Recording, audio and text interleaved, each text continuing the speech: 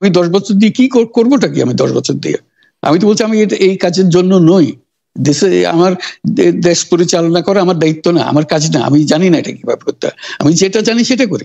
Yunus, doctor Mohammad Yunus, আপনাকে আমাদের অনুষ্ঠানে স্বাগত জানাই। আপনাকে আরো জানিয়ে রেখি, আমাদের সাথে আমাদের প্রযোজক আরাফাত এবং আমাদের যারা জার্মান কলাকুশলী আছেন তারা সবাই আপনাকে সালাম শুভেচ্ছা জানিয়েছেন। আমরা আপনাকে খুব ধন্যবাদ জানাই আমাদেরকে সময় দেওয়ার জন্য। আমিও সালাম জানাচ্ছি সবাইকে, অসংখ্য ধন্যবাদ সবাইকে, তোমার কলাকৌশলী এবং আরাফাত এবং তোমাকে এবং শ্রোতাদের সবাইকে সালাম দিচ্ছি। Thank you so much sir. আমি সরাসরি প্রশ্নে চলে আসি যে প্রফেসর ইউনূস, আপনি সাধারণত সাক্ষাৎকার দিতে চান না, অনেকে বলে থাকেন দেশি গণমাধ্যমে কথা বলতে আপনি স্বাচ্ছন্দ্য বোধ করেন না। এর কারণ হিসাবে কেউ কেউ বলেন আপনি প্রশ্নের মুখোমুখি হতে হয়তো পছন্দ করেন না, আবার কেউ কেউ বলেন কিছু না বলেও আপনি যে দুর্যোগের মধ্যে আছেন, বললে না জানি কি হতো। আপনার মন্তব্য একটু শুনতে চাই প্রফেসর ইউনূস। না, তুমি তো সবটা এমন কোনো কথা শব্দ এমন থেকে না যে আমি আর বিপদের সম্মুখীন হবো। আমি শুধু বিপদ থেকে দূরে থাকার জন্য এটা করছি, কারণ আমি চারদিকে বিপদের মধ্যে আছি। কাজে কথা না বলা এটা একটা নিজেকে রক্ষা করার একটা সুবিধা আর কি, কত কম বলা যায় ততই হয়তো ঝামেলার থেকে বাঁচবো। সম্পূরক প্রশ্ন করতেই হয়, নিজেকে কতটা রক্ষা করতে পারলেন প্রফেসর ইউনূস? পারলাম না তো, এত তো খালি বাড়ছে। এখন তো বড় কঠিন অবস্থার মধ্যে পড়ে গেছি। কিছুদিন আগে হয়তো খবর পেয়েছে এই মাসের মধ্যেই যে 12 তারিখে যে ঘটনা ঘটলো, যে আমাদের অফিসের মধ্যে ঢুকে গেল লোকজন, ঢুকে বললো যে এটা আমরা এখন দখল করলাম, এখান থেকে আমরা চালাবো। এটা কি ধরনের আবদারিকতা! আমরা পুলিশের কাছে গেলাম, বললো যে আমরা এই ব্যাপারে কিছু করতে পারবো না। কাজেই তারাও কিছু করলো না। তো আমরা যাবোটা কোথায়? পুলিশও কিছু করবে না, ওরাও জবর দখল করার জন্য ছুটে আসবে, আমাদের আইন কানুন কিছুই মানবে না। আর আমাদের একটা প্যানিক সৃষ্টি করলো আমাদের পুরো অফিসের মধ্যে। যত লোকজন আছে, বিশেষ করে মহিলা সহকর্মী যারা আছে, তারা খুবই ভীত সন্ত্রস্ত হয়ে গেল যে কি কারবার, কি হলো এটা। কাজে সমস্যার পরিমাণ বাড়ছে, কমছে না। সমস্যা পরিমাণ বাড়ছে, কমছে না। আমি একটু পিছনে আদালতে আপনার বিরুদ্ধে রায় ঘোষণার পরে আপনি একটা প্রতিক্রিয়া দিয়েছিলেন। সেই প্রতিক্রিয়া আপনি বলেছিলেন যে বাংলাদেশের একটি কথায় আপনি এরকম বলেছেন যে বাংলাদেশের প্রতিটি নাগরিককে অন্যায়ের বিরুদ্ধে এবং গণতন্ত্র এবং মানবাধিকারের পক্ষে এক কণ্ঠে কথা বলার আহ্বান জানায়। অনেকে এইটাকে দেখছেন হচ্ছে এরকম করে যে আপনি গণতন্ত্রের পক্ষে লড়াইয়ে সামিল হতে বলছেন। প্রশ্ন কেউ কেউ করছেন, প্রশ্ন উঠছে, আপনি কি এইসব মামলা মোকদ্দমা থেকে মুক্তি পেতে এই সরকারেরই পরিবর্তন চাইছেন? খালেদ, তুমি কি গণতন্ত্রের বিরুদ্ধে নাকি? হঠাৎ এটা নিয়ে তো গণতন্ত্রের কথা বললাম আমার জন্য। তুমি তো বলে তুমি বলবে যে আমিও তো আছি, কাজে আমাকে পৃথকভাবে বলতে হচ্ছে কেন? আমরা সেটাই বলতেছি। কাজে আমরা কেউ গণতন্ত্রের বিপক্ষে না, সবাইকে স্মরণ করিয়ে দেওয়া যে আমরা সবাই গণতন্ত্রের পক্ষে, মানবাধিকারের পক্ষে, আমরা ন্যায় নীতির পক্ষে, রুল অফ লর পক্ষে। এইগুলো না থাকলে জাতি হিসেবে আমরা টিকে থাকবো না তো। কাজে যখনই মনে হচ্ছে যেগুলো এখন ফরেন ওয়ার্ডস হয়ে গেছে, তাতে মনে হবে যে আমাদের সমাজ হিসেবে আমাদের দায়িত্ববোধ অনেক বেড়ে গেল। এগুলোকে প্রতিষ্ঠিত করা, সোচ্চার করা, মুখ ফুটে বলা, এটা সবাইকে বলতে হবে, মুখ ফুটে বলতে হবে। আমার বিরুদ্ধে অভিযোগ হলে আমি বলছি না বলে, আপনি বলছেন না কেন? একবার বলে এখন তোমার প্রশ্নের সম্মুখীন হয়ে গেলাম। অনেকে বলছেন না, আপনি তো শতবার শতমুখে গণতন্ত্রের কথাই বলবেন, আমাদের সবারই বলা উচিত। কিন্তু প্রশ্নটা এমন ভাবে তোলা হচ্ছে যে আপনি আসলে আপনার রায় ঘোষণার পর আপনি বলছেন গণতন্ত্রের কথা, মানবাধিকারের কথা। অনেকে বলছেন যে এই কথা কি আসলে যেহেতু ব্যাপারটা আপনার উপরে আসলো তখনই আপনি আসলে বললেন কিনা, নাকি আপনি আসলে বলতে চানও না, আপনি আগে যেরকম বলছেন? হতে পারে, মুখ যখন বন্ধ থাকে কোনো কথাই বলা হয় না। এখন যখন মুখ খোলার সুযোগ হয়েছে, সামনে ক্যামেরা নিয়ে দাঁড়িয়ে আছে, মাইক্রোফোন দিয়ে দাঁড়িয়ে আছে, কথা বলছি, কাজে মনের কথাটা বললাম আর কি। যেটা মনে ছিল বলা হচ্ছিল না সেটা বললাম। এটা আমার ধারণা এটা সবারই মনের কথা, সেটাকে প্রকাশ করা। তারাও চায় যে তারা বলুক, আমি বললে তাদেরও মনে সাহস আসে যে উনি বলছেন যখন আমরাও বলতে পারবো। প্রফেসর ইউনূস, আপনি যখন বলছেনই তখন আমি এই কথাটাকে একটু ইলাবোরেশন আপনার কাছ থেকে আশা করতে পারি যে আপনি যখন বলছেন যে গণতন্ত্র মানবাধিকারের পক্ষে এক কণ্ঠে কথা বলার আহ্বান আপনি জানাচ্ছেন, আপনার কাছে কি মনে হচ্ছে যে গণতন্ত্র মানবাধিকারের পক্ষে এখন বহু পক্ষ বহু কণ্ঠ, এটা আসলে এক কণ্ঠে কেউ বলতে পারছে না বা সাহস পাচ্ছে না বা বলছে না, এরকম আপনার মনে হচ্ছে কিনা? আমার মনে হচ্ছে তাই, কারণ বলতে পারছে না তো, মুখ খুলে সব গণতন্ত্রের কথা বলতে পারছে না, কাজে সেটা বলা, এক বাক্যে বলা, পরিষ্কার কণ্ঠে বলা, এটা আমাদের সবার দায়িত্ব, তো জাতীয় দায়িত্ব এটা, যে না হলে গণতন্ত্র বলে কিছু থাকবে না আমাদের জন্য, আদৌ গণতন্ত্র বলে কিছু থাকবে না। একটা প্রশ্ন করি যে বর্তমান সরকার আরো স্পেসিফিক ভাবে বললে, প্রধানমন্ত্রী শেখ হাসিনা স্পষ্টতই আপনাকে অপছন্দ করেন, অনেক কিছুর জন্য আপনাকে দায়ী করেন, পদ্মা সেতু এবং এই সেই, এর কারণ কি বলে আপনি মনে করেন? আপনাকে কি তিনি তার প্রতিদ্বন্দ্বী মনে করেন, নাকি সত্যি তার কাছে এমন কোনো তথ্য রয়েছে যে আপনার বিশাল কোনো রাজনৈতিক অভিলাষ রয়েছে, আপনি কি রাজনৈতিকভাবে তার প্রতিদ্বন্দ্বী হয়ে উঠছেন বলে তিনি আপনাকে অপছন্দ করছেন, না কি কারণে, আপনার কি মনে হয়? আমার মনে হয় উনি মনে করেন যে আমি দেশের সর্বোচ্চ ডাকু, সন্ত্রাসী, কিংবা আমি অপরাধী, আমি সেরা চোর, এই জাতীয় জিনিস মনে করেন, কাজে সেগুলো ব্যাখ্যা করেন উনি তার মুখে। উনি বলেন যে আমি সুদখোর, আমি ঘুষখোর, আমি সব এমন সব কটু শব্দ ব্যবহার করেন যাতে মনে হয় যে আমার সম্বন্ধে তার ধারণা খুবই খারাপ। কিন্তু এইটা তো এরকম ছিল না।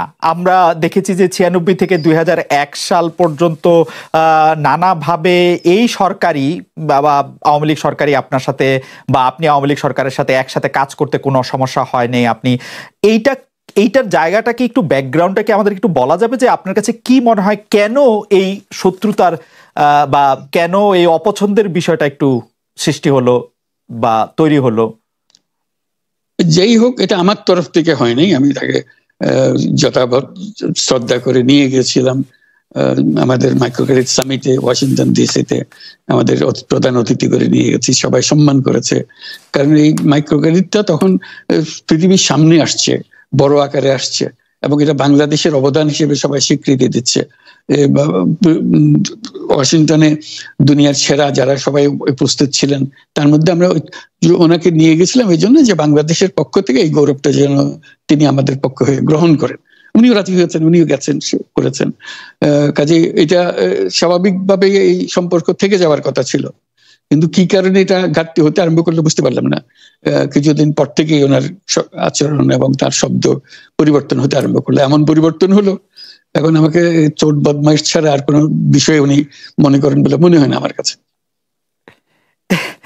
আসলে এটা নিয়ে কথা বলাটা একটু বিব্রতকরই, কিন্তু কেউ কেউ এটা বলে থাকেন যে বিশেষ করে যে 2007 সালে যে 111 সরকার আমরা যাকে বলি, তাদের যে বিরাজনীতিকরণের একটি চেষ্টা, সেই চেষ্টার মধ্যে আপনার অংশগ্রহণ আছে কিনা। যদিও বারবার বলা হয় যে আপনি আসলে সেই ক্ষমতাটা দখল করতে চেয়েছিলেন, অথচ আমরা উল্টা শুনেছি, আপনার মুখেও শুনেছি, যারা ওই সময় কৌশলভ ছিলেন তাদের মুখেও শুনেছি যে আপনাকে আসলে অফার করা হলো, আপনি সেটি ফিরিয়ে দিয়েছিলেন। কিন্তু কেউ কেউ আবার বলে থাকেন আপনি একটা লম্বা সময়ের জন্য চেয়েছিলেন। এইটি কি একটা কোনো কারণ হতে পারে? এই ব্যাপারটিকে আমাদের দর্শকদের জন্য মানে বা ইয়েদের জন্য একটু আপনি পরিষ্কার করবেন যে আপনি আসলে রাষ্ট্রের সর্বোচ্চ ক্ষমতায় বা রাজনীতির জায়গায়, দেশ পরিচালনায়, সেগুলিতে আপনি আসলে আসতে চেয়েছিলেন কিনা, চান কিনা, বা ওই জায়গা থেকে। যদি চাইতাম খালেদ, যদি চাইতাম, তখন যখন মিলিটারি আমার বাসায় এসে বসে রইল সারা রাত আমাকে রাজি করানোর জন্য, আমি তো লুফে নিতাম। রাজি করানোর জন্য বসে থাকতে হবে কেন? আমি যদি ক্ষমতাই চাইতাম, বলে আর চলেন চলেন, কি করতে, কি কোন জামাটা পড়তে হবে দেখিয়ে দেন, এখনই যাচ্ছি। আমি তো সেটা করিনি, তাদের সঙ্গে তর্ক করেছি, সারা রাত ধরে তর্ক করেছে যে না ভাই আমাকে দিয়েন না, আমি এই কাজের উপযুক্ত না, আপনারা অন্য লক্ষ্য যান। তারা আমার উপরে মন ঠিক করে ফেলেছে আমাকে নিতে হবে। আমি বারে বারে বলতেছি তাদেরকে, তারা নিরাশ হয়ে ফিরে গেল, বললো যে সকালবেলায় আবার আসবো, সকালবেলায় আসলে তখন আপনি আমাদেরকে বলেন যে রাজি আছেন। আমি বললাম যে না, সকালবেলা আসলে একই কথা পাবেন, কারণ আমি তো এটা এমন কিছু না যে মনের মধ্যে সন্দেহ রেখে, দ্বন্দ্ব রেখে আপনাদেরকে বলছি, অত্যন্ত পরিষ্কার ভাবে আপনাদের কাছে বলছি। ঠিক আছে, তা না হলে তো আমি সঙ্গে সঙ্গে রাজি হয়ে যেতাম।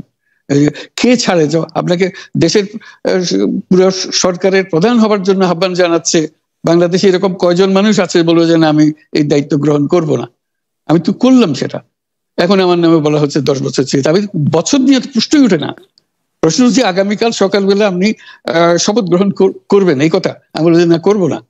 তারপরে এরপরে তো কয় বছর কয় কাণ্ড, আমি 10 বছর দিয়ে কি করবোটা কি? আমি 10 বছর দিয়ে আমি তো বলছি আমি এই কাজের জন্য নই। দেশে আমার দেশ পরিচালনা করা আমার দায়িত্ব না, আমার কাজ না, আমি জানি না এটা কিভাবে করতে হয়, আমি যেটা জানি সেটা করি। Make sense. আপনার মেয়ে মনিকা ইউনুস সম্প্রতি একটি সাক্ষাৎকার দিয়েছেন CNN-এ, সেখানে আমি তাকে একটু যদি অনুবাদ করি তাহলে সেরকম পড়তে পারবো যে আমি তাকে উদ্ধৃত করছি যে কোনো এক সময় প্রধানমন্ত্রী শেখ হাসিনা ও ডক্টর ইউনুস একসঙ্গে কাজ করেছেন, আমি আশা করি সেই সময়টা আবার ফিরে আসুক, শুধু গ্রামীণ কিংবা সংশ্লিষ্ট সব প্রতিষ্ঠানগুলোর ভালোর জন্যই নয়, যদি তারা আবারও একসঙ্গে কাজ করেন তাহলে সেটা চমৎকার হবে। এই মনিকা ইউনুসের এই আশা কি আপনারও মানে একই রকম আশা কিনা যে প্রধানমন্ত্রী শেখ হাসিনা এবং ডক্টর ইউনুস একসঙ্গে কাজ করলে আরো কিছু চমৎকার কাজ হবে, বা এটা আপনি আশা করছেন এরকম কি? এটা কি এখন আমার জন্য করা যাচ্ছে না যে আমি নারাজ যে করতে চাই না? তুমি ভাবখানা এমন করছো যে আমি আপত্তি করছি, আমি কাজ করতে চাই না। আমাকে যে বললাম চোর বদমাইশ করে রেখেছে, সেখানে কাজ করার তো কথাই উঠছে না। আমার নাম উঠলেই ওনার রাগ উঠে যায়। আমাকে সুদখোর না বললে ওনার মন তৃপ্ত হয় না। আমাকে চুবিয়ে না ডুবালে, পদ্মা নদীতে আমাকে চুবিয়ে না ডুবালে ওনার মনে শান্তি আসে না। ঠিক আছে, আমি কি করে বলবো? ওনাকে বলতে তো হবে, ওনাকে যদি কিছু বলতে হয়।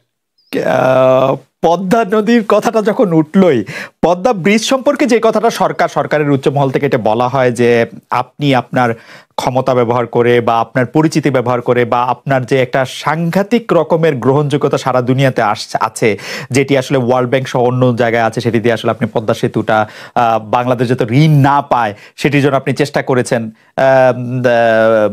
এই ব্যাপারটা নিয়ে কি আপনি একটু কিছু বলবেন যে এটা আপনার বিরুদ্ধে একটা অভিযোগ? কি বলবো, এটা বলো, এটা হাস্যকর একটা কথা মুখ থেকে বলে ফেললো চোর ডাকাতের মতো, এটাও আরেকটা বলে ফেললো, এটাই সত্য হয়ে গেল। আমরা যে বারে বারে বিবৃতি দিলাম তখন এটা প্রশ্নই ওঠে না। আমরা বাংলাদেশের নাগরিক হিসেবে আমরা গৌরবান্বিত যে এই পদ্মা সেতুর উপরে আমরা একটা সেতু বানাতে পারবো, এটার জন্য আমরা সবাই চাই। কাজে এটা তো বিরোধিতা করার তো প্রশ্নই ওঠে না। কেন বিরোধিতা করবো? দেশে যে একটা বড় রকমের ঘটনা ঘটতে যাচ্ছে সেটা তো আমরা সবাই সমর্থন করেছি। বলেই চললেন। এখন একজনে বলতে থাকলে তো আমার করার কিছু তো নাই। উনি এত শক্তিধর যে এখানে আমার কথা তো কিছুই থাকে না। ওনার সরকারের যাবতীয় প্রচার যন্ত্র ওনার হাতে। আমার তো আমার গলার যত তীক্ষ্ণ। আপনি তো কথা বলেন না, বললে তো নিশ্চয়ই আপনার সাথে না। একটি প্রশ্ন আসছে যে পদ্মা সেতুর যখন উদ্বোধন করা হবে তখন কি আপনাকে নিমন্ত্রণ জানানো হয়েছিল? মানে রাষ্ট্রের পক্ষ থেকে এরকম বলা হয়েছিল যে আপনাকেও নিমন্ত্রণ জানানো হবে, বা আপনি মনে আছে কিনা? মনে পড়ে না এরকম করছে। আচ্ছা আচ্ছা আচ্ছা, আমি একটু যে বিষয়টি নিয়ে আপনি আসলে শুরু করেছিলেন যে আপনার প্রতিষ্ঠান জবরদখল করা নিয়ে, সেই জায়গাটার মধ্যে একটু আসি। আমাদের যে আন্ডারস্ট্যান্ডিং, সেই আন্ডারস্ট্যান্ডিংটা হচ্ছে এরকম, আপনার হাত দিয়ে যখন গ্রামীণ টেলিকমের প্রতিষ্ঠা হয় তখন এর আয় থেকে আপনি গ্রামীণ ব্যাংকের সদস্যদের জন্য ব্যয় করার কথা বলেছিলেন বা ভেবেছিলেন। আপনি গ্রামীণ ব্যাংক থেকে চলে আসার সময় বা ওই আগে পরে আমরা দেখেছি যে সে আর্টিকেল অফ অ্যাসোসিয়েশনটা আসলে ওই একই রকম নাই, বদলানো হয়েছে। তো গ্রামীণ ব্যাংকের বা গ্রামীণ টেলিকমের এই বেনিফিশিয়ারি থেকে গ্রামীণ ব্যাংকের সদস্যদের আসলে বাদ কেন দেওয়া হয়েছে? মানে এইটার পিছনে কারণ কি? এখন গ্রামীণ টেলিকমের যে লভ্যাংশ তা কোন খাতে আসলে ব্যয় করা হয়, বা মানে যে আয়টা মুনাফা সেটি আসলে কিভাবে ব্যয় করা হয়? গ্রামীণ টেলিকম একটা স্বতন্ত্র প্রতিষ্ঠান। এটা কোম্পানিজ আইনের 28 সেকশন 28 দ্বারা সৃষ্ট। তার অর্থ হলো যে এটাকে আইনের ভাষায় বলে non dividend company, guaranteed by limited by guarantee. কাজে এটার কোনো মালিক নাই। কাজেই মালিক যেহেতু নাই, এটা তার নিজের নিয়মে যারা গ্যারান্টি দিয়েছে, যারা গ্যারান্টির পরিমাণও খুব সীমিত, লিমিটেড বাই গ্যারান্টি, এটা 1000 টাকা। মানে যদি যত তোলপাড় হয়েও যায় কোম্পানিতে, বহু পাওনা থেকেও যায় লোকজনের, যারা এটার পরিচালনা পরিষদে আছে তাদের দায়িত্ব হবে 1000 টাকা পর্যন্ত, এর দায়ী থাকবে 1000 টাকা পর্যন্ত, এর বেশি তার দায়িত্ব থাকবে না। কাজে এত সহজ সরল একটা জিনিস। তো সেটাই হলো গ্রামীণ টেলিকম। গ্রামীণ টেলিকম তখন একবার বলেছিল যে তাদেরকে কিছু কিছু সহায়তা দেবে এটার উপায় অর্জনের কাছ থেকে। এটা তাদের নিজস্ব সিদ্ধান্ত, এটা কারো চাপারও সিদ্ধান্ত না। সেই সিদ্ধান্ত অনুসারে সেই সমস্ত যে পরিমাণ টাকা তারা বলেছিল দেবে, এখানে দিয়ে যাচ্ছে। এই পর্যন্ত 500 কোটি টাকার উপরে দেওয়া হয়েছে এই সাহায্য সহায়তার থেকে। কাজে ওইটা যে আমরা বা গ্রামীণ টেলিকম এটার থেকে পৃথক হয়ে গেছে, তার যে কথা দিয়েছিল, কথা পুরো, এটা একটা কথা দিয়েছিল, এটা পূরণ করছে না, এটা আইনগত কোনো যে আইনি বাধ্য হতে আমাদের দিতে বাধ্য হবেন এরকম কিছু ছিল না। কাজে এই ধরনের বিষয়টা এই টেলিকমের বিষয়ে বলা। গ্রামীণ ব্যাংকের আপনি যখন মানে গ্রামীণ টেলিকমটা আপনি প্রতিষ্ঠা করেন, সেই সময়ে গ্রামীণ টেলিকমের সাথে গ্রামীণ ব্যাংকের সম্পর্কের যে বিধিমালা, সেই বিধি কি আপনি যখন চলে এসছেন গ্রামীণ ব্যাংক থেকে সেটি পরিবর্তন করা হয়েছিল? তো সেই পরিবর্তনটি মানে পরিবর্তনটির জায়গাটা যদি আমাদের একটু পরিষ্কার করতেন। পরিবর্তন ছিল যে আগে এটা নমিনেট করতে পারতো গ্রামীণ ব্যাংক, চেয়ারম্যান পদের জন্য একজন লোক নমিনেট করতে পারতো। আমরা যেহেতু গ্রামীণ ব্যাংক থেকে আমাদেরকে সরিয়ে দেওয়া হয়েছে, তখন আমরা মনে করলাম যে এটা রাখার আর দরকার নাই। গ্রামীণ টেলিকম থেকে সেই পদটা আমরা পরিষ্কার করে দিয়েছি যে এখন এটা আর দরকার নাই। এইটুকুই পরিবর্তন হয়েছে। এটা ন্যায়সঙ্গতভাবে পরিবর্তন করার ধারা অনুযায়ী যা যা করতে হয় সেটা করা হয়েছে। এতে তার ইচ্ছা বা তার কর্তব্য, তার করণীয় যে অবজেক্টিভস আছে, কোথাও পরিবর্তন হয় নাই।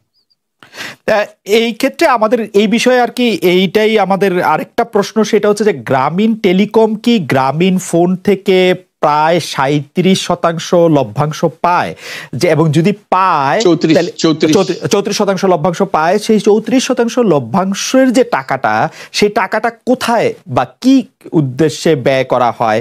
সেই সামাজিক ব্যবসায় যেটি আসলে আপনার পেটেন্ট করা সোশ্যাল বিজনেস, সেটির